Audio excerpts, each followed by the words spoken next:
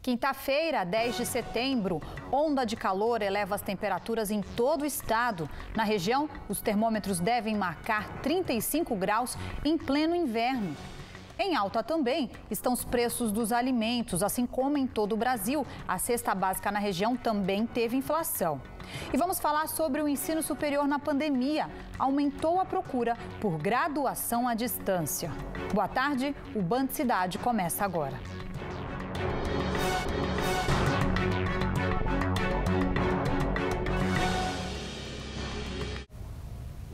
Temperatura na casa dos 35 graus, umidade do ar baixa, combinações que trazem efeitos para a saúde, principalmente quando essas combinações ocorrem em épocas atípicas, como o inverno.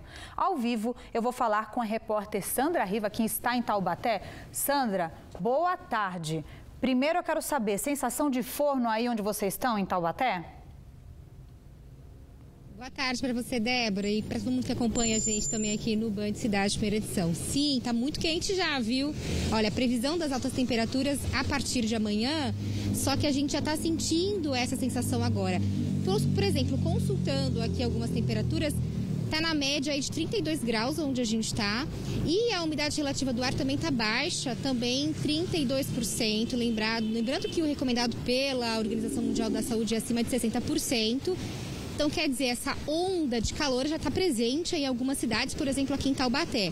A previsão, por exemplo, é que São José dos Campos chegue aí a 32 graus, pelo menos amanhã, São Luís do Paraitinga 33 e aqui em Taubaté 33, 34 graus a gente já está sentindo. Mas para falar um pouquinho sobre os efeitos, né, dessa situação, dessa temperatura e também da baixa umidade relativa do ar, está com a gente a médica otorrina, que é a Dariene Araújo. Dariene, boa tarde para você. Boa tarde. Agora sim, eu fico imaginando a dificuldade da gente ficar no sol com máscara, né? Isso complica bastante. Quais são os cuidados que devem ser redobrados, né? Conta pra gente um pouquinho isso. Quando a temperatura está muito alta e com essa umidade relativa do ar muito baixa, a gente precisa redobrar o cuidado com a hidratação, principalmente, né? O uso da máscara a gente acaba evitando de tirar o tempo todo, de mexer, mas a gente não pode descuidar com esse cuidado da hidratação, principalmente, né? A máscara a gente tem que tentar trocar ela com uma frequência um pouquinho maior também, porque com a nossa respiração também ela fica mais úmida e a gente precisa ter uma ventilação adequada. Então também, se a gente ficar muito período direto com o uso da máscara, se possível, ter ambientes que você consiga dar esse alívio respiratório. Doutora, vou fazer um alerta para as pessoas que sofrem, né, com alergias respiratórias. Com essas baixas temperaturas, altas temperaturas, aliás, e com essa baixa umidade relativa do ar que já está há pelo menos 20 dias, como é que é? A pessoa costuma fazer exercício ao ar livre? Quer dizer, com máscara não é recomendável, né? Se possível, a gente precisa fazer atividade física, não pode descuidar disso, né?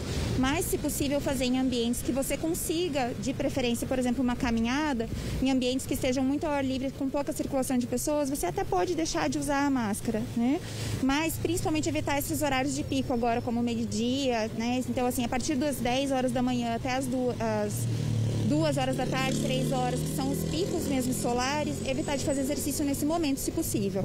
E com relação às crianças, hein, doutora, rapidamente, também é uma preocupação que deve ser Também é uma feita. preocupação, né? As crianças têm que ter o mesmo cuidado que a gente, um pouquinho mais redobrado, porque a parte respiratória delas é um pouquinho mais sensível, né? Então tem que estar sempre garantindo a hidratação delas também.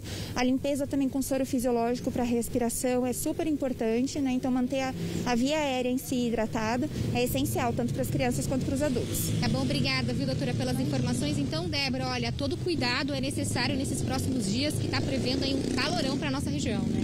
Obrigada, Sandra. Como você mesmo falou no começo, a dificuldade de enfrentar esse calor com a máscara.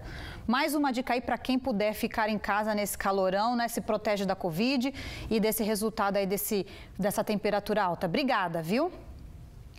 E vamos mudar de assunto, porque em São José dos Campos, um homem de 34 anos foi morto a tiros na noite desta quarta-feira, no bairro Altos da Vila Paiva. Segundo a Polícia Civil, até o momento, nenhuma testemunha se apresentou para auxiliar no esclarecimento de caso. O celular da vítima foi apreendido para investigação e na tentativa de identificar o autor do crime. E o ex-médico Roger Abdelmaci saiu novamente da P2 em Tremembé. Dessa vez, ele foi transferido para um hospital penitenciário na capital. Informações com Juliana Sever, direto da redação. O ex-médico Roger Abdelmaci deixou a penitenciária 2 ontem à noite por volta das 7h30. O ex-médico foi transferido para um hospital penitenciário por determinação do Supremo Tribunal Federal. Há pouco mais de uma semana, ele havia voltado a cumprir pena na penitenciária 2 de Tremembé, quando a Justiça havia derrubado a prisão domiciliar decretada por considerar o ex-médico de grupo de risco da Covid-19. Roger Abdelmaci foi condenado a mais de 170 anos de prisão por abuso sexual de pacientes. Juliana Sever para o Band Cidade. E pela primeira vez nos últimos 20 anos, o Brasil não atingiu metas de cobertura de vacinas indicada para crianças de até um ano. E essa preocupação das autoridades fica aí no ar, porque em plena pandemia a gente pode viver uma volta de doenças que até então estavam erradicadas. Como qualquer criança de 7 anos, a Ana Elisa adora brincar e morre de medo de vacina. Que dói um pouco. Mesmo assim, a Dayana mantém a carteirinha de vacinação da filha sempre em dia. A pequena já passou da idade de ter direito à imunização da gripe pela rede pública. Mas em junho, quando as doses foram liberadas para a população, a Dayana levou a Ana Elisa para receber a dose. Fica um pouquinho resistente, mas chegando lá, ela se comporta muito bem, nem chora mais. E ela entende que é pro bem dela que a gente está fazendo isso. Mas nem todo mundo tem tido essa mesma preocupação. No ano passado, o Brasil não atingiu a meta de cobertura vacinal, que normalmente é de 95%, de nenhuma das principais vacinas indicadas para crianças de até um ano. Isso não acontecia há 20 anos. No estado de São Paulo, o mesmo vem acontecendo com algumas imunizações. No primeiro trimestre do ano, a cobertura vacinal para poliomielite foi de 73,5% e da febre amarela foi de 67,5%. Já a da gripe e a pentavalente chegaram mais próximas da meta, 92% e 93%. A diretora de imunização do Centro de Vigilância Epidemiológica do Estado disse que não é uma exclusividade deste ano, mas a pandemia pode ter contribuído para isso se repetir em 2020. É claro que a situação de Covid pode explicar parte dessa situação esse ano, mas nós entendemos que a redução das coberturas vacinais ela já vem acontecendo nos anos passados, 2019, 2018. Então, a principal explicação que temos, desses fatores todos é principalmente a questão da informação. São adultos hoje, jovens, que não viveram as doenças, nos últimos tempos não tiveram mais conhecimento do que é uma pessoa com difteria, com coqueluche, não veem mais uma criança com paralisia infantil. Se as pessoas deixam de se vacinar, doenças que já foram erradicadas podem voltar. Sarampo, poliomielite e rubéola são exemplos de doenças que já foram um problema de saúde pública e hoje não são mais, graças à vacinação massiva da população. A vacina sempre esteve disponível nas unidades públicas de saúde, são mais de 5 mil unidades em todo o estado. E elas não foram suspensas em nenhum momento, até porque vacina é um serviço essencial que não pode ser interrompido.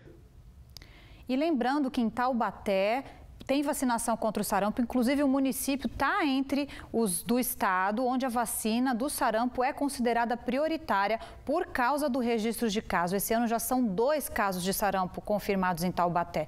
E a campanha vai até 31 de outubro. É recomendada não só a vacinação de crianças a partir de 6 meses, mas também de adultos de até 49 anos. E vamos falar de Covid-19. 1.089 pessoas perderam a vida pela doença na região. Até agora são 36.800 casos confirmados. Desse número, 23 mil pacientes já se recuperaram da doença.